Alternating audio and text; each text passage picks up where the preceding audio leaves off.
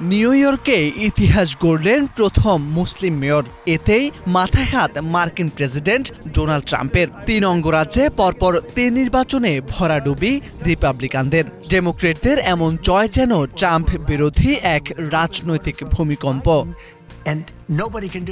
যদিও ব্যালটের নাম ছিল না ট্রাম্পের, তবুও যুক্তরাষ্ট্রের এই ৩ নির্বাচনকে বলা হচ্ছিল তার রাজনৈতিক প্রথম পরীক্ষা। সেই পরীক্ষায় ফলাফল বলছে অদৃশ্য প্রার্থী হয়েও ট্রাম্প হেরে গেছেন প্রথম পরীক্ষায়।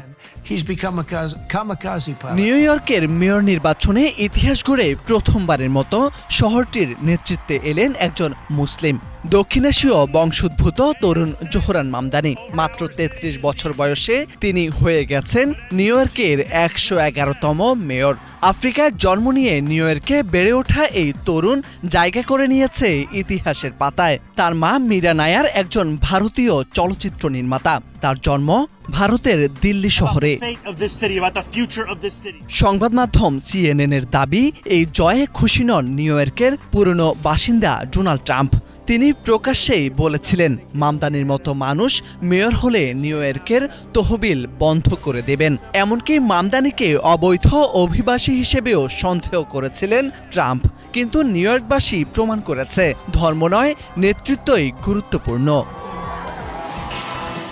শুধু নিউ ইয়র্ক নয়, নিউ জার্সি ও ভার্জিনিয়াতেও ডেমোক্রেটদের দারুণ জয়। নিউ জার্সিতে গভর্নর হয়েছে মাইকি শেরিল।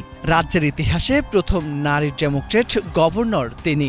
আর ভার্জিনিয়ায় জয়ী হয়েছেন CIA-এর সাবেক কর্মকর্তা। 2 নারী নেতা, 2 ডেমোক্রেট জয়। এবিগেল স্পেনবার্গার। সব মিলিয়ে মার্কিন রাজনীতিতে এক নতুন বার্তা। রাজনৈতিক বিশ্লেষকদের মতে এগুলো শুধু অঙ্গরাজ্যের নির্বাচন নয়, এক অর্থে ট্রাম্পের ভবিষ্যতের ভোটাভুটি। কারণ তার দ্বিতীয় মেয়াদের প্রথম দিকেই এমন পরাজয় ইঙ্গিত দিচ্ছে ট্রাম্প বাদের বিরুদ্ধে আবারও ঘুরে দাঁড়াচ্ছে আমেরিকার বাসিন্দারা। 3 অঙ্গরাজ্যে 3টি জয় ডেমোক্রেটদের জন্য বড় উৎসব, আর ট্রাম্পের জন্য এক কড়া সতর্কবার্তা। মোরশেদ আলম, বাংলা ভিশন।